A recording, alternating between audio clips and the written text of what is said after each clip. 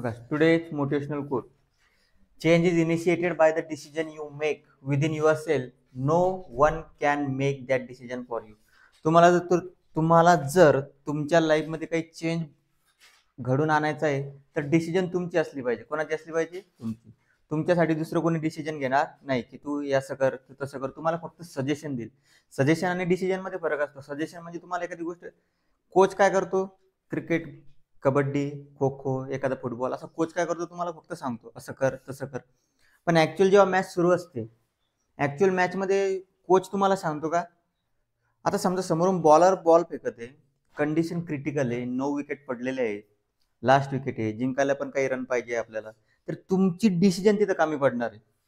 आता तुम्हाला सांगितलं, कोचने तुम्हाला सांगितलं की या साईडला फिल्डर नसतो, त्या साईडला शॉट मार, ठीक आहे. आणि ऐन ज्या वेळेस कंडिशन आली त्या साईडला फिल्डर ठेवलेला असेल, मग तुमच्या मनात हा विचार येईल का, कोचने तर सांगितलं होतं आपल्याला या साईडला आपल्याला खेळायचंय, पण या साईडला ऑलरेडी फिल्डर आहे. मग तिथं तुमची डिसिजन का मिळेल की आपल्याला ग्राउंडच्या कोणत्या कॉर्नरला आपल्याला रन मिळतील, ठीक आहे.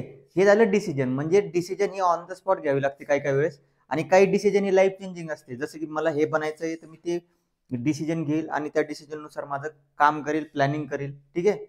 डिसिजन स्वतःची असली पाहिजे, दुसऱ्याची नाही. दुसरे काय देतात? फक्त सजेशन.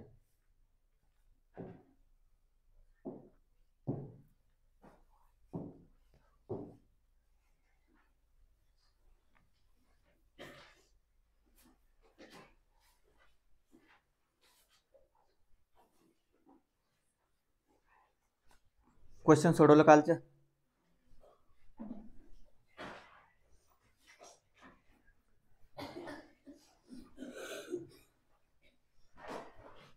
बारा नंबरचा सांगितलं तुम्हाला सॉल्व्ह करायला, ठीक आहे. आता 13 नंबरचा क्वेश्चन, 13 नंबरचा बघा काय काय दिलेले. आपल्याला 5च फॉर्म्युले तुम्हाला माहिती आहे. डिस्टन्स फॉर्म्युला, त्याच्यानंतर सेक्शन, मिड पॉइंट, सेंट्रॉइड आणि लास्टली स्लोप. हे 5 फॉर्म्युले. 5 फॉर्म्युलेपैकी आता तुम्हाला ओळखायचं इथं कोणतं यूज होईल. Find the length of median. आता मीडियन साठी तुम्हाला पहिले माहित पाहिजे,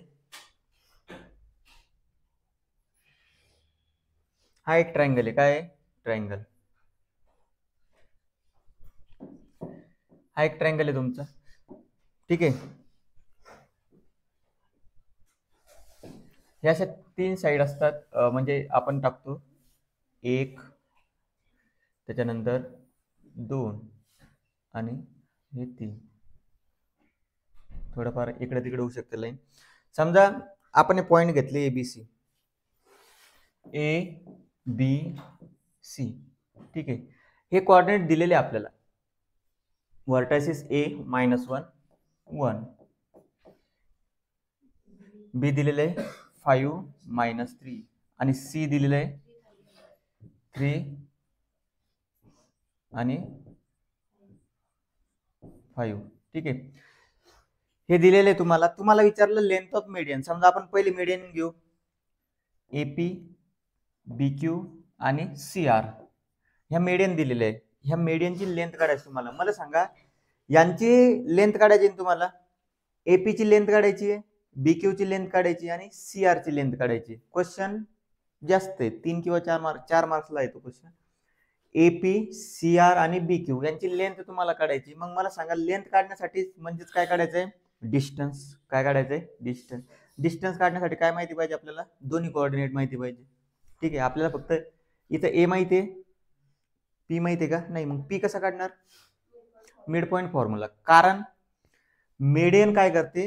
ही मीडियन आहे. मीडियन समोरच्या बाजूला 2 भागात डिवाइड करते. किती भागात डिवाइड करते? 2. तोच कन्सेप्ट वापरायचा आपल्याला इथं. बघा आता, घाबरू नका. हा, बसा. अरे सकाळी सकाळी उंदीर मामाचे दर्शन झाले तुम्हाला, ठीक आहे. बघा, हा ते तुम्ही अभ्यास करत नाही म्हणून भेट द्यायला आले होते. AP, BQ आणि CR, ठीक आहे. लक्ष द्या. आता ह्या आहे मीडियन तुमच्या. काय मीडियन? काय काय गोष्टी गिवन मध्ये ते लिहू आपण. बघा, here in triangle ABC, in triangle ABC, A चे कोऑर्डिनेट काय आहे? A is equal to 1 -1, B is equal to 5 minus 3 okay -1 1 C is equal to 3 आणि 5. आता हे दिलेले होते म्हणून आपण लेट म्हटलं नाही. आता काय म्हणायचं लेट सिगमेंट एपी त्याच्यानंतर segment BQ and segment CR are medians of triangle. काय त्या मेडियन्स मराठीत मध्य का म्हणतात त्याला मेडियन्स ऑफ ट्रायंगल ABC. ठीक आहे जे दिलेलं होतं त्याच्यासाठी लेट म्हणायची गरज नाही. जो आपण स्वतः कन्सिडर करतो PQR हे पॉईंट कन्सिडर केले आपण त्याला काय म्हटलं आपण मेडियन. काय म्हटलं मेडियन. याला नाव देऊ आपण x1 y1 याला नाव देऊ x2 y2 आणि याला नाव देऊ जाऊ द्या x3 y3. ठीक आहे आता एक एक गोष्ट घेऊ. आता पहिले P घेऊ. P x1 y1 is the midpoint of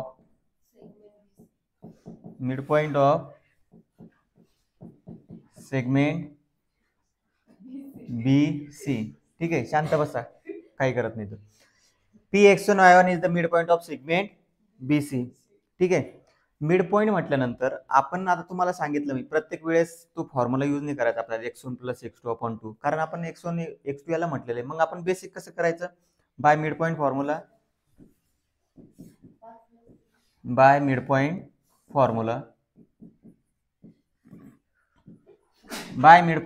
बघा x1 इज इक्वल टू 5 + 3 सोपं आहे 5 + 3 म्हणजे किती येईल ते x1 इज इक्वल टू 8/2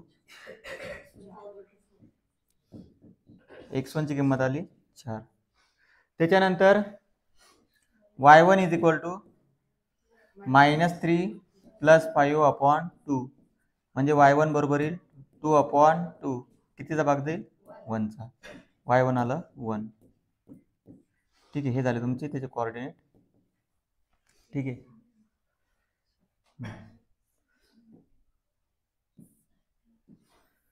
त्याच्यानंतर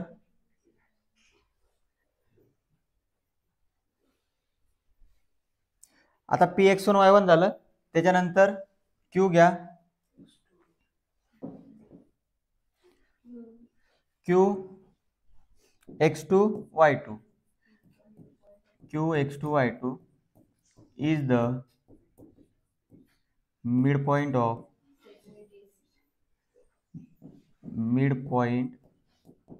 of segment AC.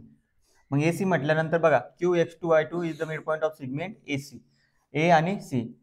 x2 बरोबर काय येईल मग -1 + 3/2 आणि y2 बरोबर काय येईल 1 + 5/2. x2 बरोबर येईल तुमचं 2/2 1 x2 आला तुमचा 1 y2 बरोबर येईल 6/2 y2 बरोबर आला 3. ठीक आहे त्याच्यानंतर तिसरा point R x3 y3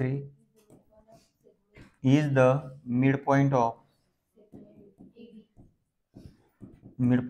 segment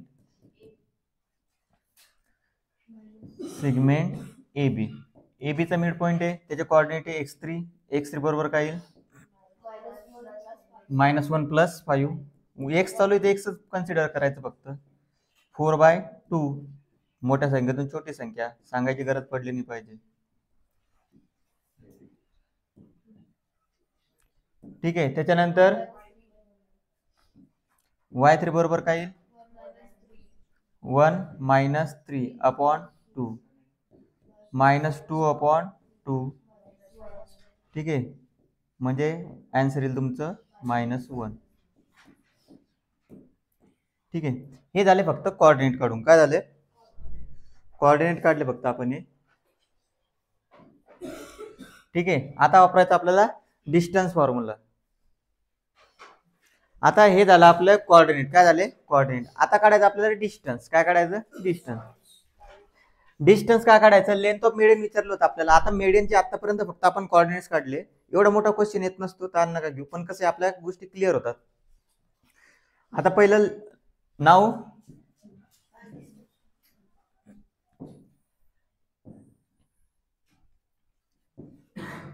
नाव डिस्टन्स AP. अगोदर फॉर्म्युला टाकून घेऊ. By distance formula.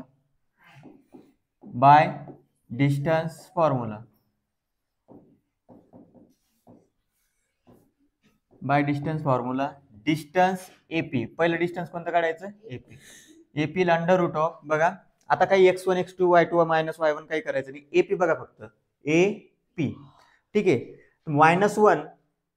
ठीक आहे, एक्स कोऑर्डिनेट कोणता आहे? -1. पी चा पहिला कोऑर्डिनेट काय? 4. -1 -4. -1 चा स्क्वेअर प्लस याचा दुसरा कोऑर्डिनेट आहे 1 आणि याचा दुसरा कोऑर्डिनेट आहे 1.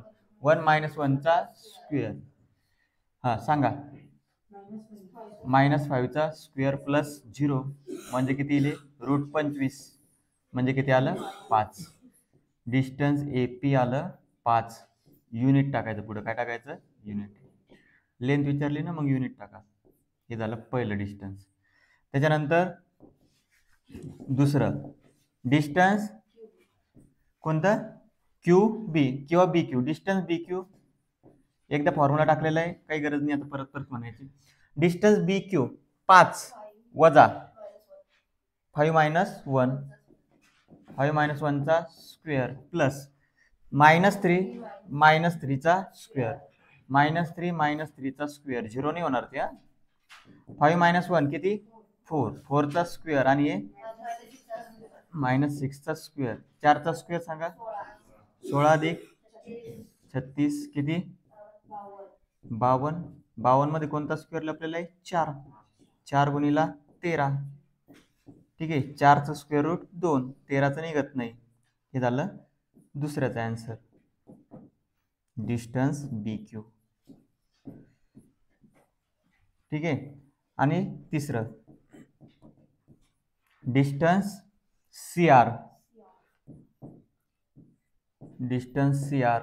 सांगा. CR 3. पहिला कोऑर्डिनेट आहे 2. 3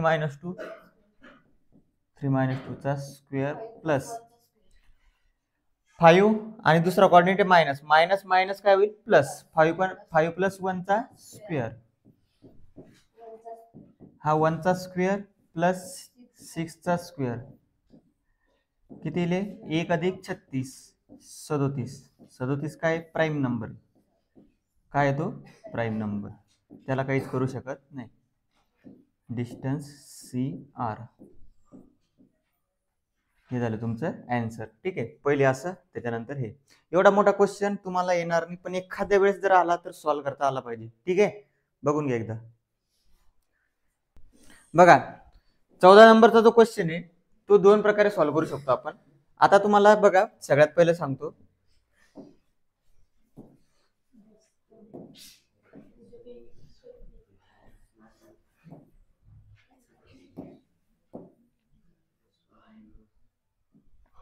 बघा, हा एक ट्रायंगल आहे सपोज आपला. ठीक आहे, हा एक ट्रायंगल आहे. आता याच्यात काय काय दिलेलं आहे? मीडियन. काय दिलेलं आहे? मीडियन. 1 2 आणि ही तिसरी, ही मीडियन आहे. पॉइंट दिलेले आहे का? आहे. DEF are the mid point. DEF हे काय? Mid point. आणि आपण याला समजा म्हणू ABC. काय म्हणू? ABC. ठीक आहे, आता जसं आपण काय केलं होतं मागच्या क्वेश्चन मध्ये, DEF काढले होते. समजा काय काढलं होतं बघा, इथं बघून घ्या. हे काढले होते आपण मधातले. आता मधातले दिलेले कोणते? दिलेले मधातले. आता हे काढायचे, त्याच्यानंतर सेंट्रोइड काढायचं. ठीक आहे, पण त्याच्यापेक्षा एक गोष्ट सांगतो मी तुम्हाला. 11वी 12वीचा कन्सेप्ट आहे, चालतो तो पण. DEF ABC. आता काय करायचं बघा, हा जो असतो DEF आणि ABC यांचं सेंट्रोइड एकच असतं. सेंट्रोइड काय असतं? एकच. त्याच्यामुळे आपल्याला काढायचं. त्यांनी काय विचारलं, find the coordinates of the centroids of the triangle. बघा कसं इथं लिहायचं. लेट का म्हटलं? कारण ट्रायंगलचं नाव दिलेलं आहे का? नाही, म्हणून ट्रायंगलचं नाव घेण्यासाठी आपण लेट म्हटलं. Let in triangle ABC point D point E and point F, किंवा डायरेक्ट एवढं केल्यापेक्षा डायरेक्ट म्हणा. सिगमेंट काय येईल? AE, त्याच्यानंतर सिगमेंट BF आणि सिगमेंट CD आर द मीडियन्स. ठीक आहे.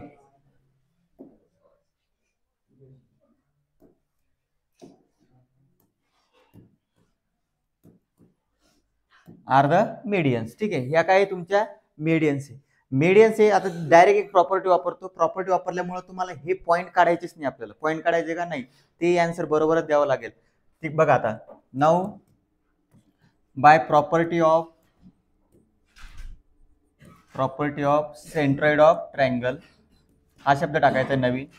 Centroid of triangle, centroid of triangle DEF is equal to centroid of triangle ABC. बस एवढा शब्द टाकायचा आहे. म्हणजे DEF चं सेंट्रॉइड आणि ABC चं सेंट्रॉइड काय राहील? एकच राहील. Therefore by centroid formula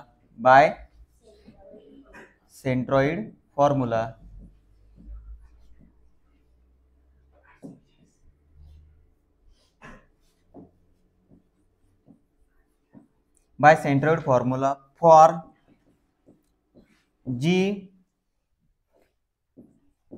X आणि Y. आता आपल्याला पहिलं घ्यायचं एक्स इज इक्वल टू सरळ कोऑर्डिनेट उचलायचे. याचे कोऑर्डिनेट काय दिलेले ते बघा, इथे लिहून घ्या फक्त एकदा.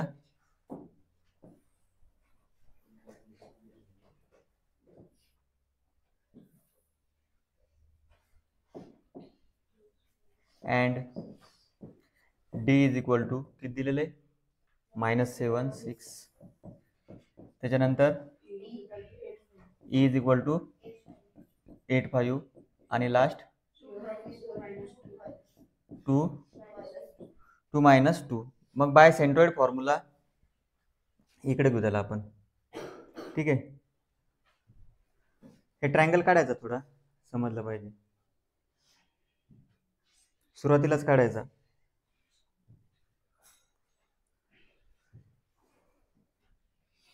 Bye centroid formula X is equal to काय असतं?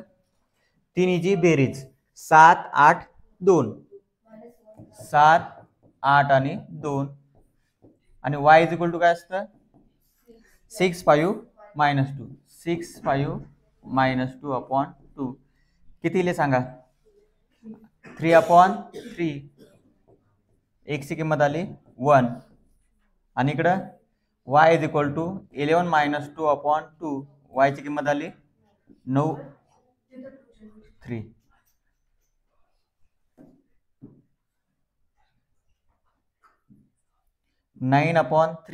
y ची किंमत किती आली? 3. ठीक आहे, बघा काही सॉल्व्ह केलं नाही, तुम्हाला हे सोल्युशन कुठेच भेटणार नाही. एवढं सिंपल. ठीक आहे, तुम्ही चेक करा घरी गेल्यावर तुम्हाला कळून जाईल. मग आता कोऑर्डिनेट्स काय आले?